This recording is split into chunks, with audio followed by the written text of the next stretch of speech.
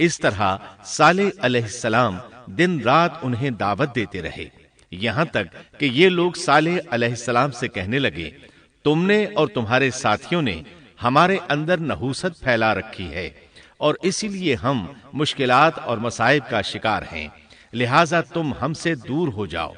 صالح علیہ السلام نے انہیں جواب دیا، تم پر نحوست اللہ کی طرف سے ہے، تم فتنے میں پڑے ہوئے لوگ ہو۔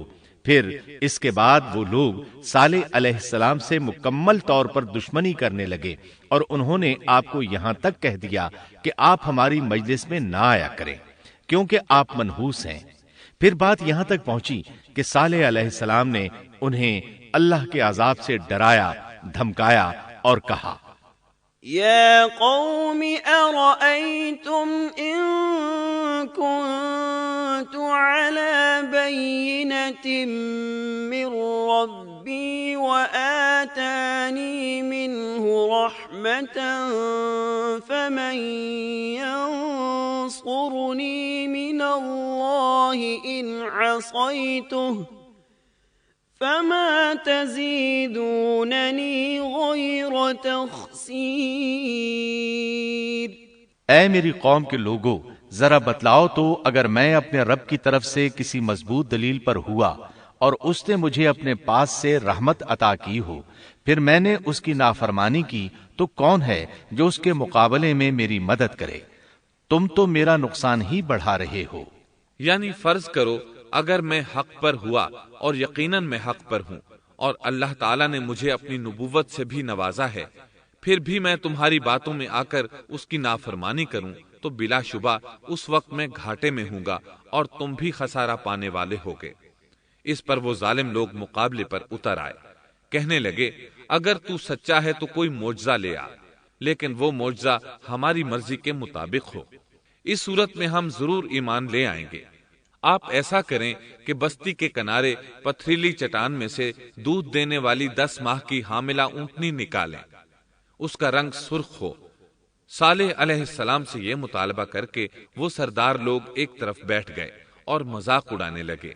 ایک کہنے لگا اونٹنی 10 ماہ کی ہو، حاملہ ہو، دوسرا کہنے لگا لازمی طور پر اس کا رنگ سرخ ہو، پھر ایک تیسرا سردار بولا اس کی کھال پر بہت زیادہ اون ہو، چوتھا بولا موٹی تازی ہو، ہم نے پہلے اس قسم کی اونٹنی دیکھی نہ ہو، پانچواں بولا وہ اتنی بڑی ہو کہ اکیلی ایک دن تمام کنویں کا پانی پی جائے اور دوسرے روز ہم پئیں۔ یہ لوگ اسی طرح مذاق اڑا رہے تھے کہ صالح علیہ السلام نے ان سے کہا، اگر تمہاری مطلوبہ اونٹنی تمہیں مل جائے تو کیا تم ایمان لے آؤ گے؟ سب نے مل کر کہا، ہاں ضرور لے آئیں گے۔ صالح علیہ السلام نے فرمایا، تب تم ایک دن سب لوگوں کو جمع کر لو۔ مقررہ دن وہ لوگ جمع ہو گئے۔ ان کی موجودگی میں صالح علیہ السلام نے اللہ سے دعا کی، زمین پر زلزلہ طاری ہوا، ان کی آنکھوں کے سامنے چٹان پھٹی اور اس سے بالکل ویسی ہی اونٹنی نکلی جیسا کہ ان کا مطالبہ تھا۔ انہوں نے اپنی زندگی میں ایسی اونٹنی کبھی نہیں دیکھی تھی۔ اس میں وہ تمام صفات موجود تھیں جن کا ذکر ان لوگوں نے کیا تھا۔ اللہ تعالیٰ صالح علیہ السلام کی زبانی سورہ ہود آیت 64 میں فرماتے ہیں، وَيَا قَوْمِ هَٰذِهِ نَاقَةُ اللَّهِ لَكُمْ آيَةً فَذَرُوهَا تَأْكُلْ فِي أَرْضِ اللَّهِ وَلَا تَمَسُّوهَا بِسُوءٍ فَيَأْخُذَكُمْ عَذَابٌ قَرِيبٌ۔ اے میری قوم، یہ اللہ کی بھیجی ہوئی اونٹنی ہے، یہ تمہارے لیے ایک معجزہ ہے۔ اب تم اسے اللہ کی زمین میں کھاتی ہوئی چھوڑ دو اور اسے کسی طرح کی تکلیف نہ پہنچاؤ، ورنہ فوری عذاب تمہیں آ پکڑے گا۔ اس اونٹنی کو چونکہ کسی اونٹنی نے جنم نہیں دیا تھا، اس لیے اس کو ناقۃ اللہ یعنی اللہ کی اونٹنی کہا گیا۔ پھر صالح علیہ السلام نے فرمایا، لوگو سن لو، ایک دن یہ اونٹنی پانی پیے گی، ایک دن تم پیو گے، تم میں سے کوئی اسے تکلیف نہ پہنچائے، ورنہ اللہ کا بدترین عذاب تم پر نازل ہوگا۔ سورۃ القمر میں اللہ فرماتے ہیں، بے شک ہم اونٹنی کو ان کے لیے آزمائش بنا کر بھیج رہے ہیں، تم صبر کے ساتھ ان کے انجام کا انتظار کرو۔ اس نشانی کے ظہور کے بعد اللہ تعالیٰ نے صالح علیہ السلام کو مخاطب کر کے فرمایا، تم اب دیکھتے رہو کہ ان کا انجام کیا ہوتا ہے، ان کی سختیوں پر صبر کرو۔ ان سے کہہ دو کہ پانی پر ایک دن ان کا اختیار ہوگا اور ایک دن اس اونٹنی کا، خبردار کوئی زیادتی نہ کرے اور اس اونٹنی کو پانی پینے سے نہ روکے۔ سورۃ الشمس میں اللہ تعالیٰ فرماتے ہیں کہ ان سے اللہ کے رسول نے فرما دیا تھا کہ اللہ کی اونٹنی کی اور اس کے پانی پینے کی باری کی حفاظت کرو، یعنی اسے نہ تو پانی پینے سے روکو اور نہ ہی اسے کوئی تکلیف پہنچاؤ۔ اس معجزے کو دیکھ کر لوگ دو گروہوں میں بٹ گئے۔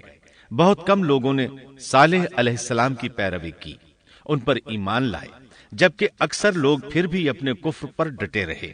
اللہ تعالیٰ فرماتے ہیں، ان لوگوں نے خود معجزے کا مطالبہ کیا تھا، لیکن اس کو اپنی آنکھوں سے دیکھنے کے باوجود ظلم پر اڑے رہے اور کفر پر اصرار کرتے رہے۔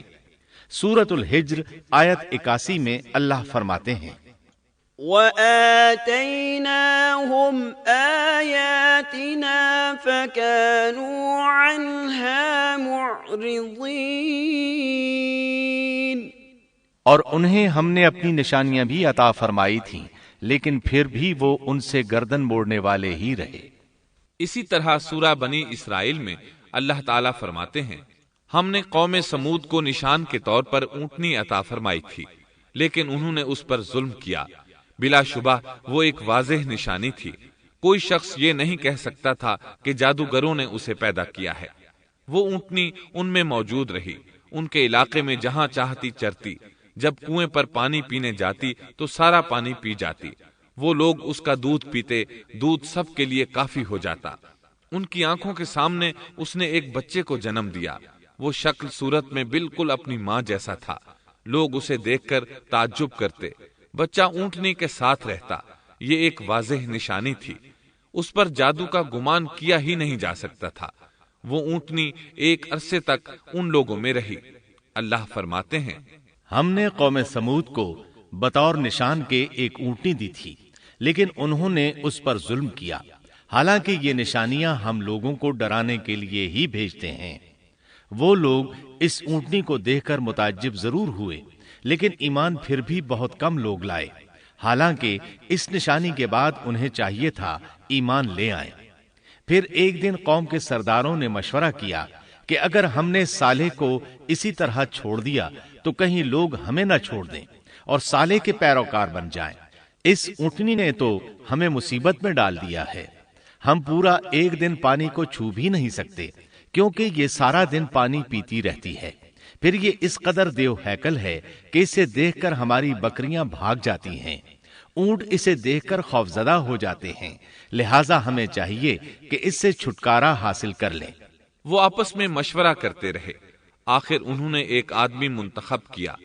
مورخین کا اس پر اتفاق ہے کہ اس کا نام قدار بن سالف تھا، اس کے ساتھ اس کا ایک ساتھی بھی تھا۔ ان دونوں نے مل کر اونٹنی کو قتل کیا۔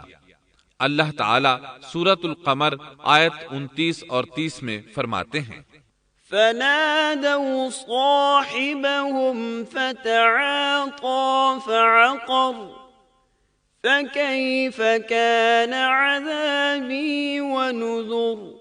پھر انہوں نے اپنے ساتھی کو بلایا، تب اس نے ہاتھ بڑھایا اور اس کی کونچیں کاٹ دیں، پھر دیکھا ہمارا عذاب اور ڈراوا کیسا تھا۔ اس قدار کے بارے میں نبی کریم صلی اللہ علیہ وسلم کا ارشاد ہے کہ پہلے لوگوں میں سے سب سے زیادہ بدبخت یہی تھا۔ اللہ تعالیٰ نے قرآن مجید میں اس کا ذکر یوں فرمایا ہے، فنادوا صاحبہم، پھر انہوں نے اپنے ساتھی کو پکارا۔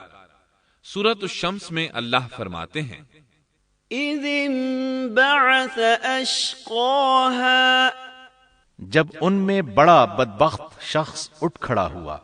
یہ بدبخت قدار اٹھا، اپنے ساتھی کو ساتھ لیا اور اونٹنی کو قتل کرنے کے لیے تیار ہو گئے۔ آپس میں مشورہ ہوا کہ یہ نہ کہا جائے ہم نے اسے قتل کیا ہے، اس طرح باقی لوگوں نے بھی ان سے اتفاق کیا۔ اللہ تعالیٰ سورہ نمل آیت 48 میں فرماتے ہیں، وَكَانَ فِي الْمَدِينَةِ 9 رَهْطٍ في الأرض ولا يصلحون۔ اور اس شہر میں 9 آدمی ایسے تھے جو زمین میں فساد کرتے تھے اور اصلاح نہیں کرتے تھے۔ مطلب یہ کہ یہ لوگ فساد کی انتہا کو پہنچے ہوئے تھے، ان میں بھلائی نام کو نہیں تھی اور نہ ان کا فساد کی اصلاح کا ارادہ تھا۔ بخاری، مسلم اور مسند احمد کی ایک حدیث میں ہے، رسول اللہ صلی اللہ علیہ وسلم نے ایک بار اپنے خطبے میں اس اونٹنی اور اسے مار ڈالنے کا ذکر فرمایا۔ آیت اذم بعثا اشقاہا کی تلاوت کرتے ہوئے فرمایا کہ جیسے ابو زمعہ تھا، اسی جیسا یہ شخص بھی اپنی قوم میں عزیز، دلیر اور بڑا آدمی تھا۔ تمام لوگوں نے اس بدبخت کے ساتھ عہد کیا اور اسے یقین دہانی کرائی کہ اگر تمہارے ساتھ کسی نے برائی کا ارادہ کیا تو تمام قوم تمہاری حمایت میں اٹھ کھڑی ہوگی۔ اس یقین دہانی کے بعد یہ بدبخت اونٹنی کے انتظار میں بیٹھ گئے۔ اونٹنی پہاڑ کی طرف سے آتی تھی اور پانی پی کر واپس چلی جاتی تھی، یہی اس کا معمول تھا۔ جب ان لوگوں نے چٹان سے اونٹنی کو نکلتے دیکھا تو اچانک حملہ کرنے کے لیے آگے بڑھے، لیکن اس کا جثہ دیکھ کر خوفزدہ ہو گئے، الٹے پاؤں بھاگے۔ بدبخت قدار نے اپنے ساتھیوں کی یہ حالت دیکھی تو ہنس پڑا اور آگے بڑھ کر اونٹنی کی ران میں تیر مارا۔ اس سے اونٹنی کی ران کی ہڈی ٹوٹ گئی اور وہ نیچے گر گئی۔ پھر اس ظالم نے اپنے ساتھیوں کو آواز دی اور آگے بڑھ کر اونٹنی کی کونچیں کاٹ دی۔ سورۃ الشمس میں اللہ تعالیٰ فرماتے ہیں، ان لوگوں نے اپنے پیغمبر کو جھوٹا سمجھ کر اس اونٹنی کی کونچیں کاٹ دیں، پس ان کے رب نے ان کے گناہوں کے باعث ان پر ہلاکت ڈالی اور پھر ہلاکت کو عام کر دیا اور اس بستی کو برباد کر دیا۔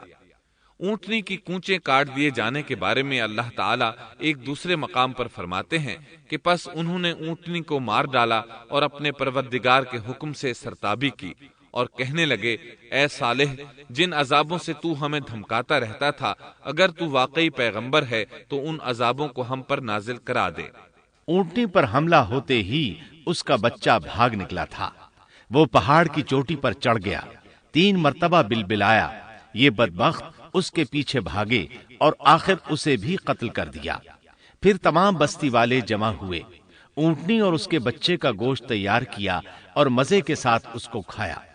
اس جرم میں ان سب نے شرکت کی، البتہ جو لوگ صالح علیہ السلام پر ایمان لے آئے تھے وہ الگ تھلگ رہے۔ صالح علیہ السلام کو جب یہ خبر ملی تو وہ گھبرائے ہوئے اونٹنی کے پاس پہنچے۔ اونٹنی بے جان پڑی تھی، اس کا بچہ بھی بے جان تھا۔ لوگ ان کے گرد جمع تھے اور ان کا گوشت کھا رہے تھے۔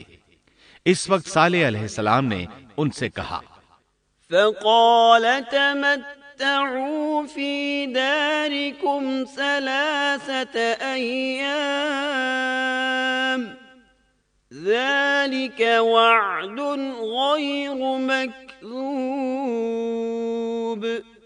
اس پر صالح نے کہا کہ اچھا تم 3 دن تک اپنے گھروں میں رہ سہ لو، یہ وعدہ جھوٹا نہیں ہے۔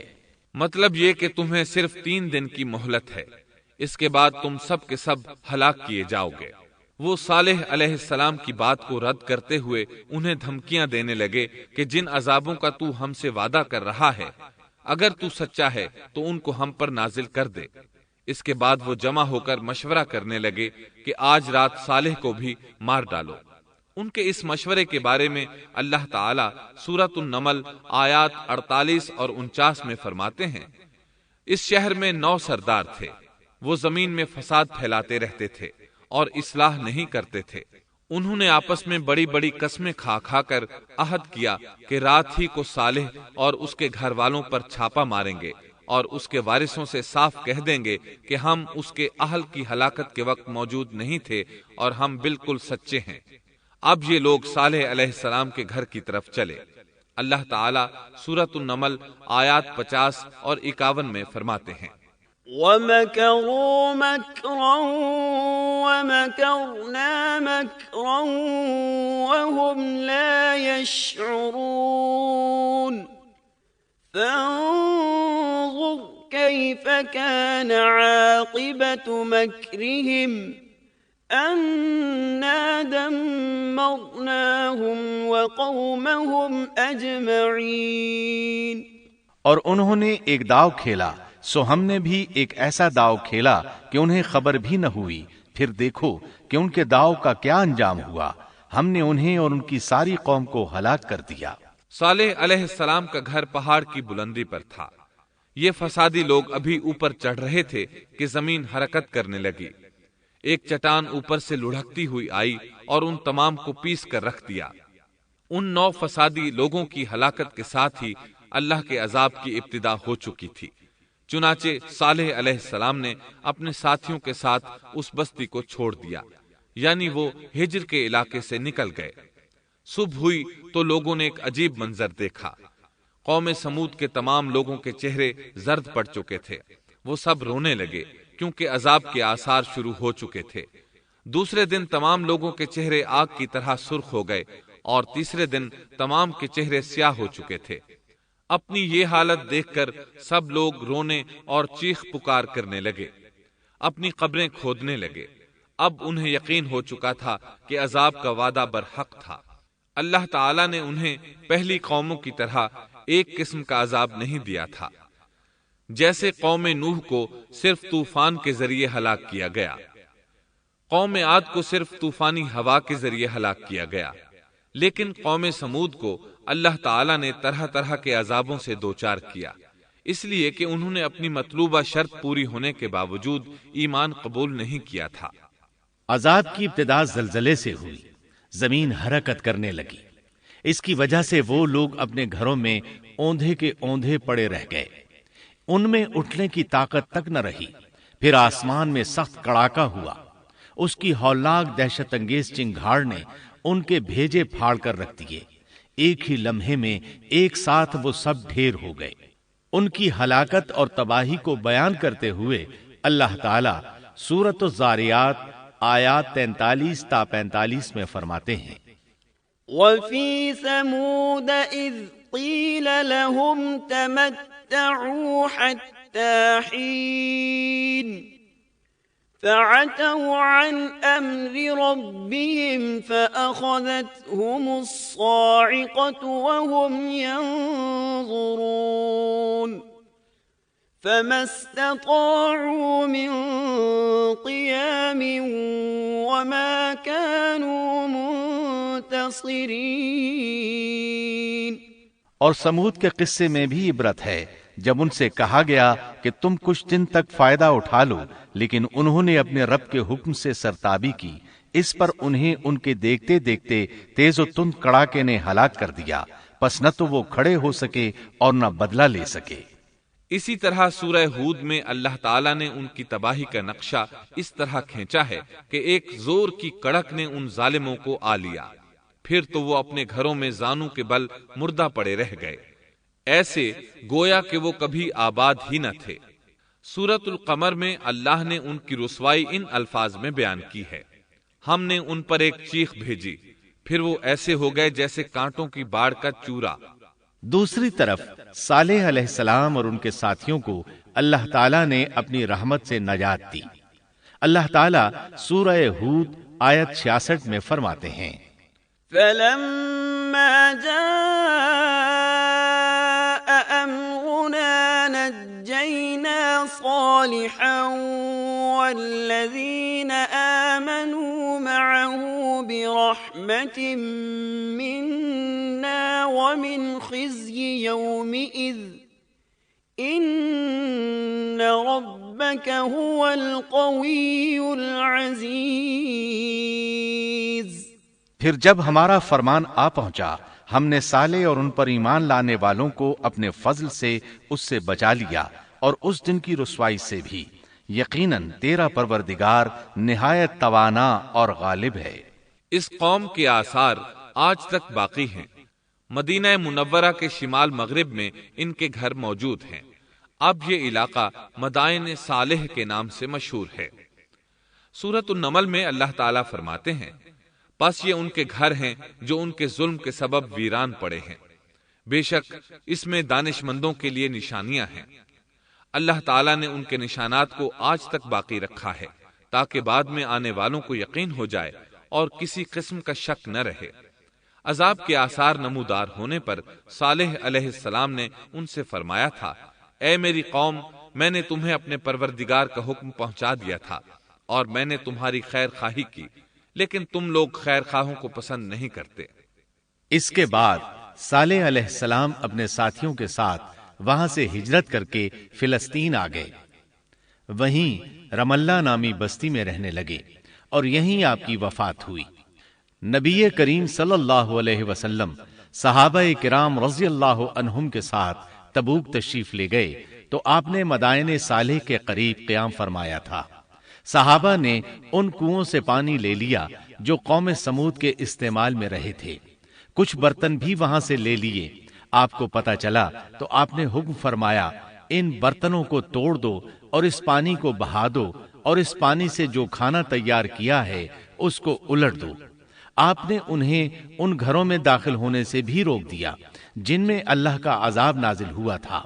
آپ صلی اللہ علیہ وسلم نے فرمایا، میں ڈرتا ہوں تم پر بھی ایسا عذاب نہ آ جائے جیسا ان پر آیا تھا، اس لیے ان کے علاقے میں داخل نہ ہوا کرو، اور اگر داخل ہونا پڑ جائے تو روتے ہوئے داخل ہوا کرو، اور رونا نہ آئے تو رونے جیسی شکلیں بنا لیا کرو تاکہ تمہارا شمار ظالموں میں نہ ہو۔ اللہ تعالیٰ فرماتے ہیں، ألا إن ثمود كفروا ربهم ألا بعدا لثمود۔ آگاہ رہو، قوم سمود نے اپنے رب سے کفر کیا، سن لو ان سمودیوں پر پھٹکار ہے۔ قرآن میں ان کا قصہ 26 سے زائد مرتبہ بیان کیا گیا ہے۔ اس کے بعد لوگ ایمان کی حالت میں امن چین کی زندگی بسر کرنے لگے، لیکن پھر نئے سرے سے ان میں خرابی پیدا ہوئی۔ شیطان نے پھر اپنا کام دکھایا، ان کے دلوں میں وسوسہ ڈالا اور فلسطین، عراق، مصر اور جزیرے کے نواحی علاقوں میں شرک پھیل گیا۔ لوگ ایک بار پھر کفر کی طرف پلٹ پڑے۔ اس پورے قصے میں چند عبرتیں ہیں، آئیے ذرا ان کا بھی ذکر ہو جائے۔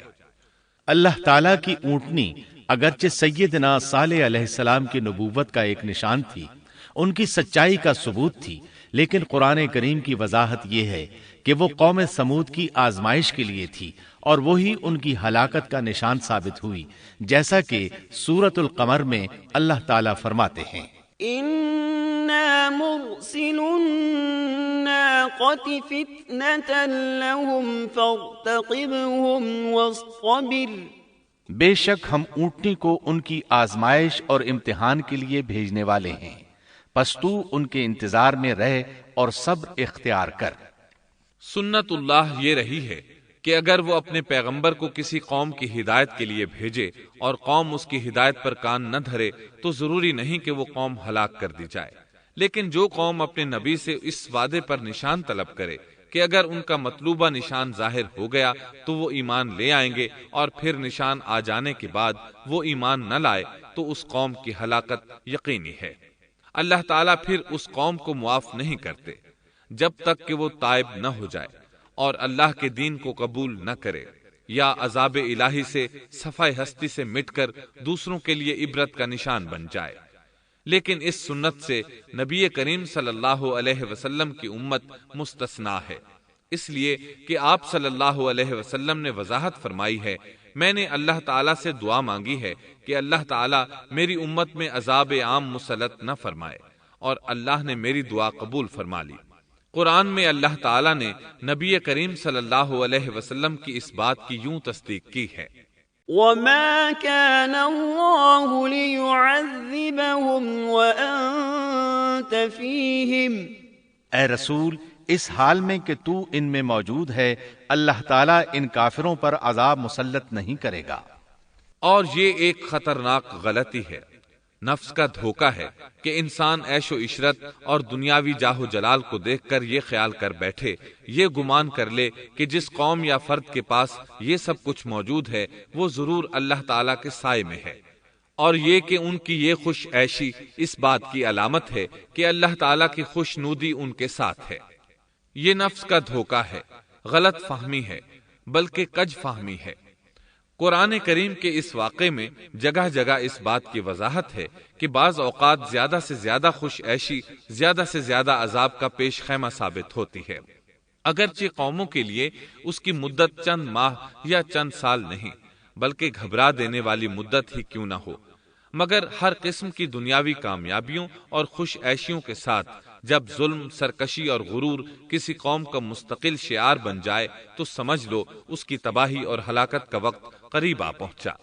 اللہ تعالیٰ فرماتے ہیں، تیرے رب کی پکڑ بہت سخت ہے، لیکن اس کے ساتھ ہی یہ بات بھی ہے کہ کسی قوم میں تمام تر خرابیوں کے باوجود اگر قوم سے اکثر افراد اللہ کے شکر گزار ہوں، اس کے بندوں کے ساتھ انصاف کرنے والے اور آپس میں نیک نیت اور خیرخواہی کرنے والے ہوں تو بلا شبہ وہ اللہ کے ہاں مقبول بندے ہیں، اور انہی کو دنیا اور آخرت کی کامیابیوں کی بشارت ہے، اور انہی کے لیے یہ دنیاوی عیش اللہ کی بے انتہا نعمتوں کی علامت ہے۔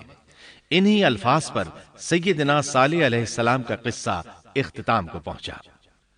محترم سامعین، ابھی آپ دارالسلام اسٹوڈیو لاہور پاکستان سے قصص الانبیاء کا 5واں حصہ عبرتناک انجام سن رہے تھے۔